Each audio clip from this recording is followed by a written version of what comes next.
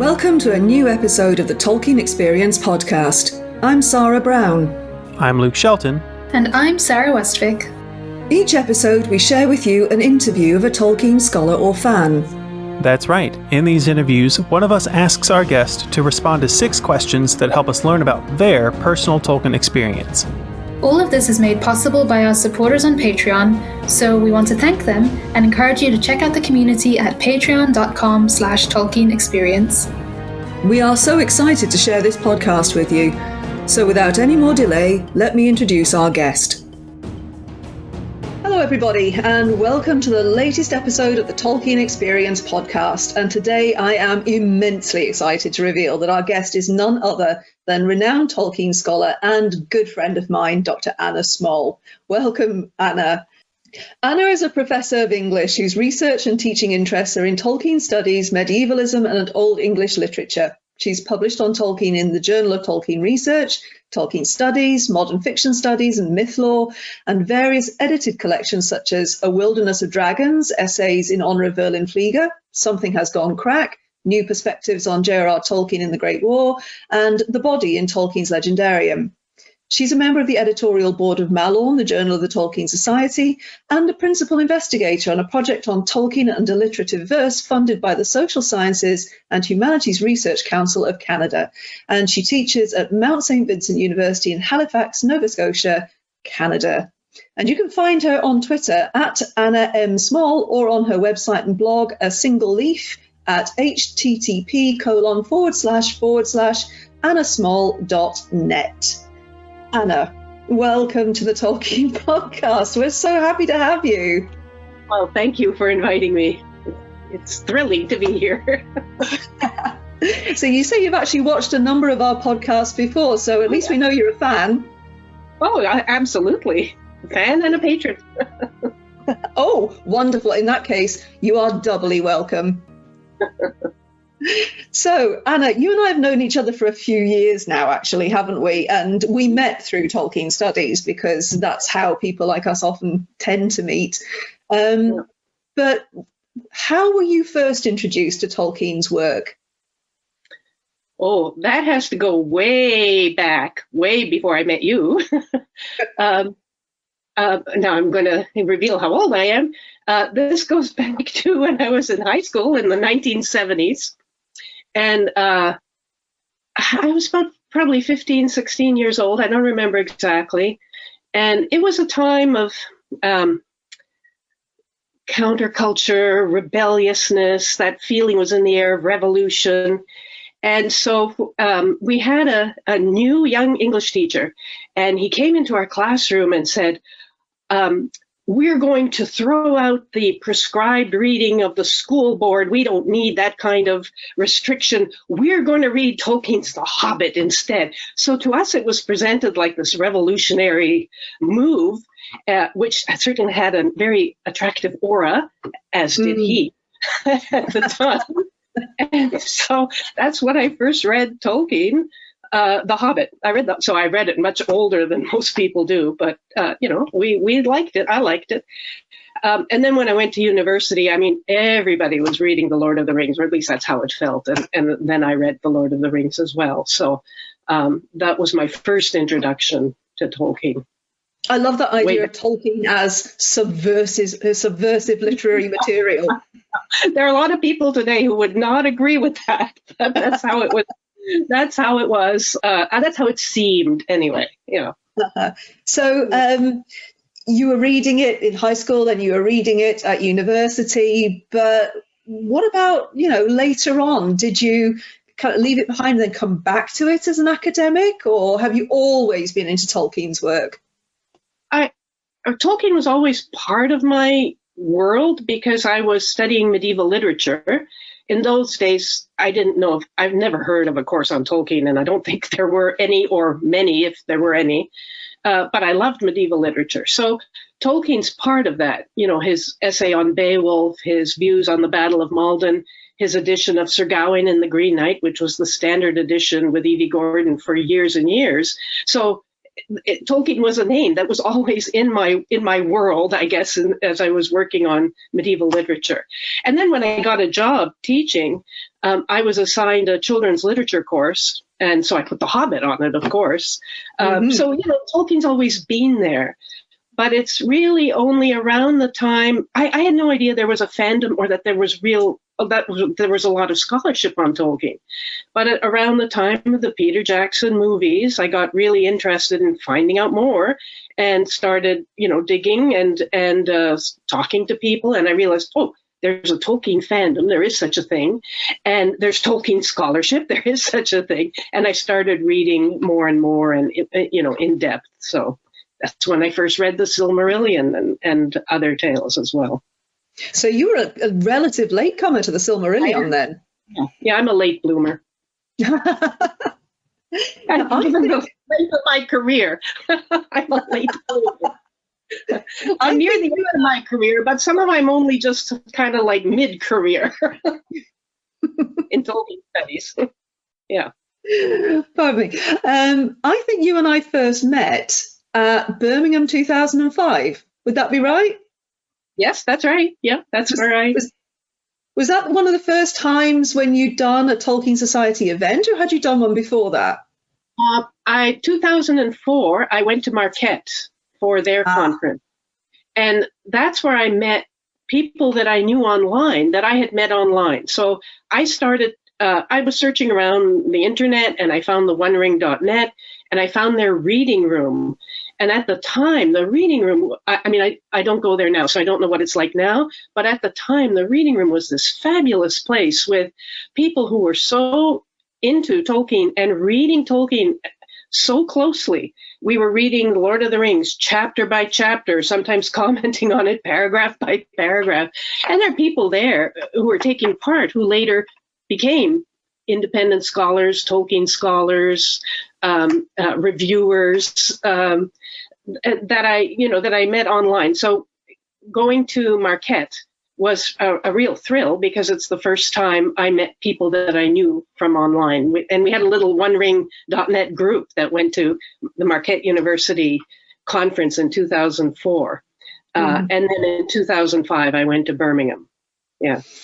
And your paper there was kind of blurring the boundaries between Tolkien's work itself and the fandom within Tolkien, wasn't it, if I remember rightly? Yeah, that's right. Yeah. And it was based on my, was it a 2004 publication in Modern Fiction Studies? Which I have on my shelf. Frodo. Yeah. Readings of Male Intimacy in The Lord of the Rings. Yeah, that was my first article on Tolkien. And it was, when I think back, I thought, what was I doing? It was like I was trying to pour everything into one article that I had been thinking about and researching on the Lord of the Rings, World War I writers and World War I poetry, and then this new discovery for me, which was the fandom and fan fiction and slash fiction. And it all seemed to come together. So I was pouring it all into one article, which worked, I guess. And then my conference papers for a little while afterwards were mainly on Tolkien as a war writer and the kind of gender or the kind of sexuality that you might expect in, or that has been expressed and represented in World War I writers that I saw echoes of in The Lord of the Rings. So that's what I was first writing about. And fan fiction, to me, it's ridiculous that, again, I'm a late bloomer. So I discovered fan fiction pre-internet. I didn't even know that there were fan conventions or a Tolkien fandom. I mean, they never crossed my path, so how would I know? But in the internet, with the internet, it's easy to find things and find out things. So I, just Googling around and talking to people, and I discovered this thing called fan fiction, which I thought was marvelous because it is basically an adaptation of Tolkien's world and his characters in whatever way a person wants to go. But, teaching medieval literature, we're always teaching adaptations of previous texts. So it seemed like a very reasonable, rational thing, for people to do. And I thought, I want to comment on this because I had only found, I had found sort of the classic books on fan fiction and it has since developed in marvelous ways, the scholarship on fan fiction and so on. But at the time, I thought, well, I want to write about this because it all seems to fit somehow. So that was my work. Yeah. Well, for any of our viewers or listeners who have any kind of interest on that intersection between Tolkien and fandom and that sort of idea, that article of yours, Oh, Frodo, that's in Modern Fiction Studies 2004, is absolutely excellent. And in fact, is quoted in my PhD thesis. Oh. And it's quoted in one of my early conference papers as well, because it was also an interest area of mine. But that was the first thing of yours I actually read, and have since I have read quite a lot of your writing because I do think it's wonderful. And again, for any viewers or listeners out there, Anna's work is absolutely top notch. So do go and have a look. Well, that was the first thing I ever wrote on Tolkien, and I think it was the best title I ever could think of. Oh, I thought it was great. I mean, I am quoting a fanfic writer when I'm saying, when I wrote Oh, Frodo, but I thought, oh, that's so perfect. And who did I quote? It was Eleanor Gardner. Yes, a really prolific fan fiction writer at the time. Yeah, I remember their stuff. Oh, goodness, that really takes me back. It was such a wonderful conference, Tolkien 2005. I mean, particularly for someone like me, because I'm looking around seeing name tags going, oh my goodness, that's so-and-so. Oh my goodness, that's so-and-so. Fangirl flailing, that's so-and-so. So it was absolutely incredible. But I just remember sitting in the audience for your paper going, this is paradise. Do you remember someone asking me, what would Tolkien think about? What do you think Tolkien would think of this? Oh, yes. Yes, that question's never gone away, has it? No, it hasn't. No, and our answer hasn't gone away either, has it? No, it's still the same. Exactly. Yeah. So, given that you've now written quite extensively on Tolkien, what's your favourite part of Tolkien's work? If you had to say, I like this bit, or this particular book, or this particular character, or anything, can you put your finger on the one, or is that just impossible? The favorite changes all the time, and I think it changes with age too, because I remember when I was much younger, really an undergraduate in university, I thought Éowyn saying, "I am," revealing herself in the Battle of Pelennor Fields. I thought that was so marvelous, and I still do think it's great. It was a moment for, an ambitious young woman to identify with, I think. Later in life, I still love that bit, but there are other parts that attract me more, I think. And, it's no secret my OTP is Frodo Sam. So the climbing Mount Doom, I think that's just amazing, sad, heart-wrenching, emotional. But there are so many other bits that I like. I'm currently fascinated by the Notion Club papers. I feel like I have to somehow crack the Notion Club papers and understand it for myself. And every time I go into it, there's so many different ways in which it expands out. So I'm currently that's a favorite too. And I've written a lot about the homecoming of Beartneth, so that one has preoccupied me for a while. So it's just the favorite changes, but it's always that, probably the Lord of the Rings is at the core.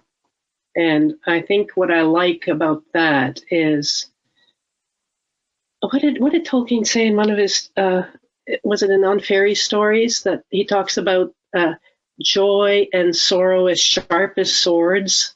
And I think Lord of the Rings really captures that, both the joy and the sorrow, sharp as swords. I really like that description, and that's what I like about Lord of the Rings. So there are many episodes that you can look at that would fit that that feeling, that description. I like that idea of a favorite changing over time. Yeah. Because I think that's one of the things that keeps people coming back to The Lord of the Rings, or any of the texts actually, is because it speaks to you in a different way, depending on who you are and where you are in the moment of your life, doesn't it? And that's part of the joy of reading Tolkien, is that there's so many layers in it. It's like an onion. There's so many layers in it that, you know, a particular part of it will speak to you most strongly, depending on what's going on for you. That's incredible, isn't it? Yeah, and Lord of the Rings is capacious enough to allow that to happen, as most good literature is worth going back to more than once. And I think it stays with you. You know, it can stay with you throughout your life in different stages of life and speak to you in different ways. Mm-hmm. Yeah, I agree. Back to the Notion Club papers. I remember Verlyn Flieger saying at one conference that she was, if there's one disappointment that she has about Tolkien studies, is that so little has been written about the Notion Club papers. Yeah. And she said that it must be almost 10 years ago. And here we are 10 years on. And still, there's very little written about the Notion Club papers. Why do you think that is? Well, it's not set in Middle Earth. It doesn't have elves and hobbits. It's unusual for Tolkien because you have this group of 20th century scholars, mainly writers, who are sitting together and they're just talking theory until something very strange happens. But there's a lot of talk and a lot of excitement about, look, I translated these lines and things like that you know, wouldn't appeal to everybody. And it's not finished, so you're not quite sure where it's going, but the Notion Club papers, along with the earlier version, The Lost Road, it is intended to be a time travel story. So you think that might attract people a little bit more. What interests me is the use of Old English poetry in that Notion Club papers, and it's not just quotations of poems, but it's thinking with Old English poetry to create a prose narrative. And always there's that figure of Arundel that needs to be figured out, and I haven't quite figured out. And recently, Verlyn Flieger, you know, our great scholarly role model, goodness, yes, has, you know, she gave a talk, I think it was for the Tolkien Society, where she was suggesting that Tolkien never finished the story of Arundel, never wrote a complete version, and that was deliberate. And what does that mean? So I'm just taking that idea and trying to run with it. And, you know, I feel like I owe very much to Verlyn Flieger, as we all do. I'm going to say, name me a current Tolkien scholar that doesn't say something along those lines. But yeah, she is the ultimate, isn't she? Absolutely. Yeah, the Notion Club papers is kind of strange, as you say, because it isn't a Middle Earth text of any kind. But I just think that for anybody who really wants to delve into the workings of Tolkien's mind, it's an interesting side road to go down and to see how his mind was, particularly at that time, how his mind was working and the sorts of things he was interested in. I mean, apart from the fact it does read a little bit like the world's weirdest faculty meeting, right? Yeah, but even so, there's enough in there to be really interesting in the sense of you read it and you think, what is going on here? And I think that in itself should be a bit of a draw for people. So I'd love to hear more people talking about the Notion Club papers for sure. Yeah, well, we'll see. Maybe. So apart from, you know, your favorite bits of reading it, you've had a number of experiences through your academic life of working with Tolkien's work and meeting Tolkien scholars and, you know, all the conferences and all this sort of thing, your own writing. Do you have a fondest experience that is linked to Tolkien's work in some way? Well, lots of fond experiences. Again, you know, it's hard to just pick one. I mean, fond experiences are going to conferences and meeting people, sitting outside the tent at the University of Leeds and drinking mead, talking about Tolkien and going to Tolkien papers, and, or going to Kalamazoo and the dance at Kalamazoo and the papers at Kalamazoo and meeting people there. So all of that is a lot of fun. And, I'm very fond of those. Well, right now they're memories because it couldn't go anywhere for, quite a while. So hopefully we'll be able to go back to some of those things. But I guess, if we're talking about my own kind of a solitary experience, it would be being able to look at the manuscripts, being at Marquette University and at the Bodleian and working with Tolkien's own manuscripts and seeing. I've worked with the Homecoming manuscripts, and so reading through them, seeing his corrections, looking at his notes. Reading his unpublished lectures that he gave just has been just a wonderful, wonderful experience. And at Marquette, I went there, and at the time I was working on Tolkien as an artist, Tolkien as a writer and an artist. And there, the archivist Bill Fliss let me look at a manuscript page. Now, he handled it. He didn't let me touch it, and it was all protected.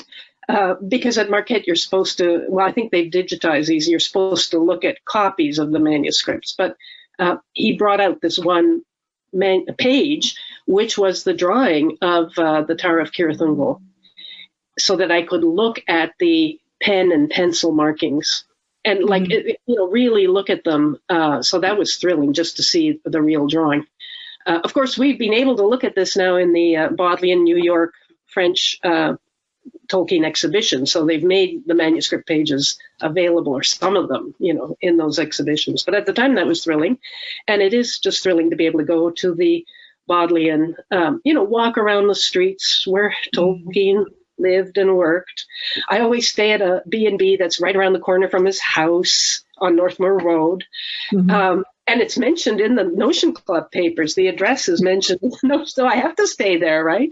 And looking at them and being able to handle the manuscripts and read Tolkien's own writing and his notes. That's pretty amazing. I've been very lucky to be able to do that.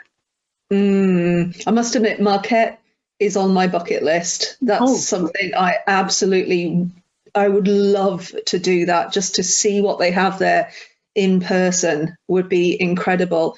And I know what you mean by it being an amazing experience to do these sort of things. I was also lucky enough to work with Tolkien's papers at the Bodleian when I was completing my PhD. And what I wasn't expecting was the first time I picked up a piece of paper, because you can actually handle a lot of that stuff in there. Picked up a piece of paper, it was about this big. And it was just a series of notes about the Black Riders. And I picked this up and I almost had a visceral emotional reaction. This piece of paper is not just a piece of paper. He owned this piece of paper. He held this piece of paper. He wrote on this piece of paper. It was just this incredible moment where I thought, oh my goodness, this was his. And I'm holding it. Yeah. Yes. I in my pocket and run out of it, which is a bit of a shame, but it was an amazing moment, and there's no feeling quite like it. The privilege of being able to do that is amazing. I completely understand your response. Marquette is planning a new exhibition of manuscripts. I know. I don't know what international travel is going to be like, and I don't know what the money situation will be like. And yes, it's not like I know anybody who lives anywhere near Marquette either, so it would be a whole deal of. But I would love to. Who wouldn't want to go and see that stuff? Being beautiful. Are you planning to go see so many fanzines, fan materials as well? So if you're interested in fandom, they've got the collection, I think. I can imagine. I can imagine.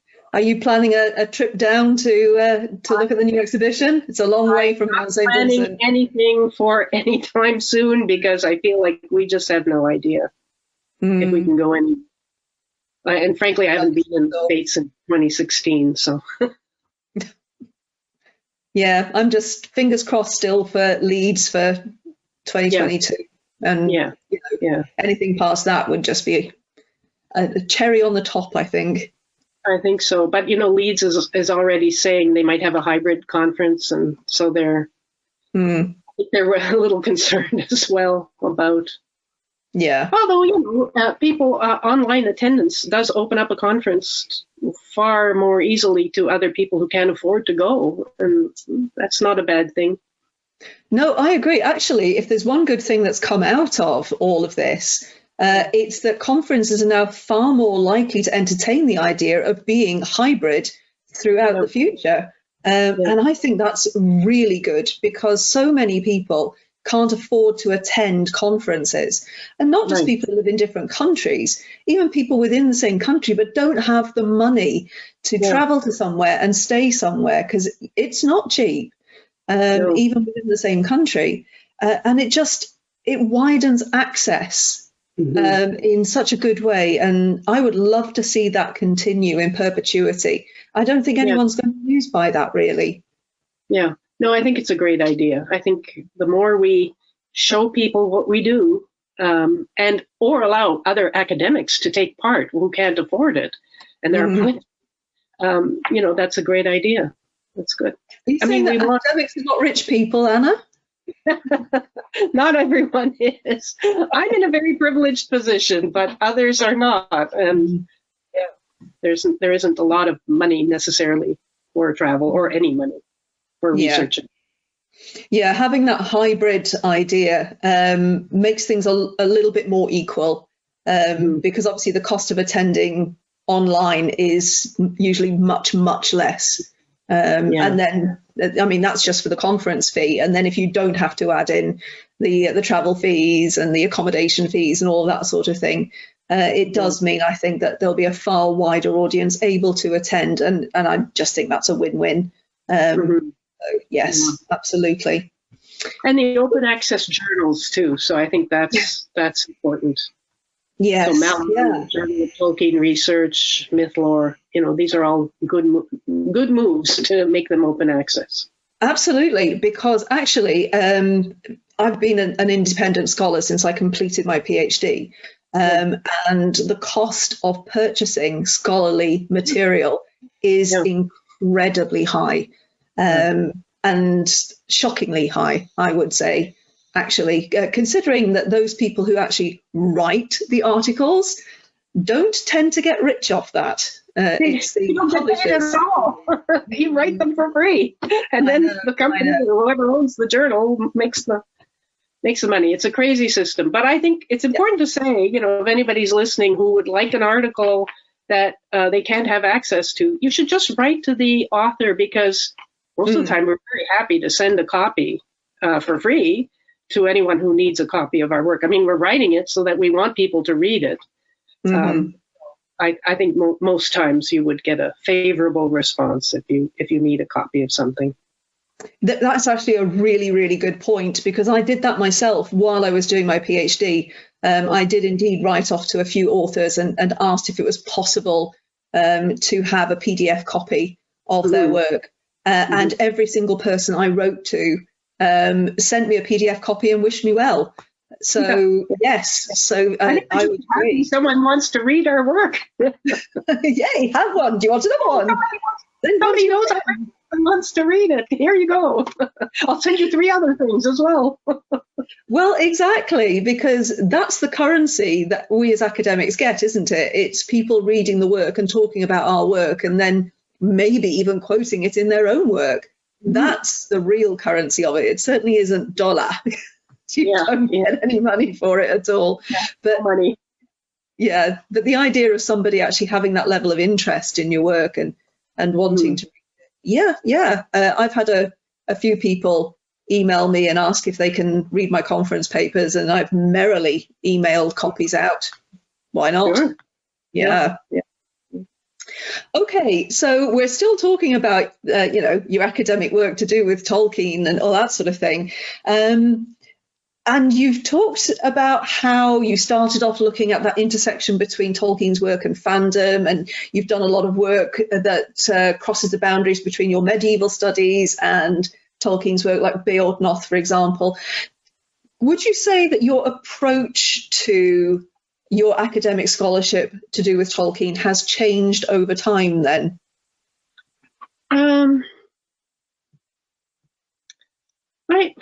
That's a good question.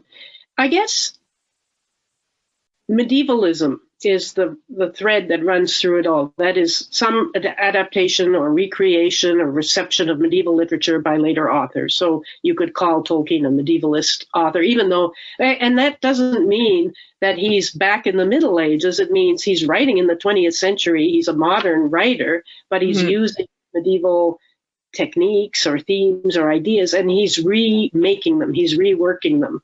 And then, as I said, fanfic writers are remaking, reworking, transforming their sources as well in the same way, I think. And so when I get to my most recent work on alliterative meter in The Homecoming of Beorhtnoth, which is, a study of the Old English poetic style that Tolkien uses in The Homecoming of Beorhtnoth, I'm still studying kind of a medievalist fiction that is sort of reworking or transforming the Old English poem, The Battle of Maldon, and an Old English poetic style to say something new and to do something new in the 20th century for Tolkien as a modern writer. So maybe that's the sort of thread that runs through all my work on Tolkien, and that goes beyond, previous to my work on Tolkien. But it just goes in so many different avenues, so many different, so many different paths open up. You start looking at one text of Tolkien's, and then you think, okay, well, I've got that idea. I'm going to write that up. That'll be done. And then no, as you're writing that up, something else comes up, and then something else. And I gave, I think, 3 conference papers on The Homecoming of Beorhtnoth this spring and summer, and I still have more ideas on that 350-line verse drama as a result of the previous work. Like, it just keeps opening up and opening up. So who knows? I don't know where it will lead. I hope I know where it'll lead, because I have a big project in mind on Tolkien's alliterative verse.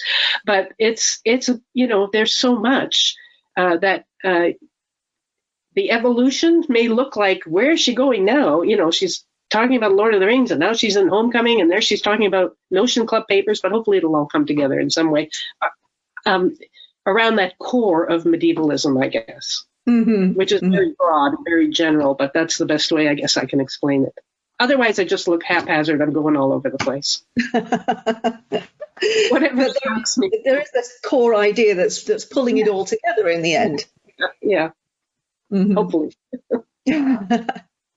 So, away from Anna the scholar and back to Anna the reader of Tolkien, what about Tolkien's work might make you recommend it to somebody who hasn't read it before? I would be very careful about recommending it unless people seem to want a recommendation for something to read, and they seemed receptive to a work like The Lord of the Rings. Because, in the first excitement of discovery, all kinds of things, I tried to push the work on other people. Like, you've got to read this. But if they're not into it, or if they feel embarrassed about reading something like The Lord of the Rings, with some old ideas about it being juvenile or whatever, there's no point in trying to convince them. So if somebody asked me for a recommendation, and then I could say, well, if you're interested in this kind of work, here's something for you. Or if they asked me for a recommendation for a young reader, a child, I would very happily recommend The Hobbit. But otherwise, I'd wait to see if they were sort of receptive to a work like The Lord of the Rings. And I would recommend starting with that, I think. Okay, thank you. Anna, it's been lovely to talk to you. It really has been a joy to see you, especially as I haven't seen you in person for far too long. So it's been lovely to have this opportunity. Yeah. We'll hope for next year that we can meet in person again. Yes, please. Yeah. That would be really good. Yeah. Okay, so thank you very much, Anna Smol, for joining us on the Tolkien Experience podcast. And I hope you've enjoyed this particular podcast, everybody. Thank you very much for listening. We are so thankful that we have such gracious scholars and fans who want to share their Tolkien experience with us and with you. We really enjoy making these podcasts, and the fun doesn't stop here. That's right, it continues on social media. You can find us on Facebook as Tolkien Experience and Twitter as @TolkienEXP. Don't forget to like, follow, share and comment, because we love interacting with you just as much as we enjoy talking to our guests. For even more content and to join our fellowship of supporters, check out our Patreon by going to patreon.com/Tolkien Experience. Finally, you can also follow our personal Twitter accounts. I'm @Luke B. Shelton. I'm @SR Westvic. And I'm @Aaron L. Palmadill. If you have questions or comments, you can send them to us by email at tolkienexperience@gmail.com. If you want to know more about this week's guest, we provide show notes at tolkienexperience.com. You can find the podcast on all major podcast services, including Apple, Stitcher, and YouTube. Please take a moment to rate and review the podcast wherever you listen to it. Thank you for listening to our podcast, and we truly hope that, in a way, it contributes to your own Tolkien experience.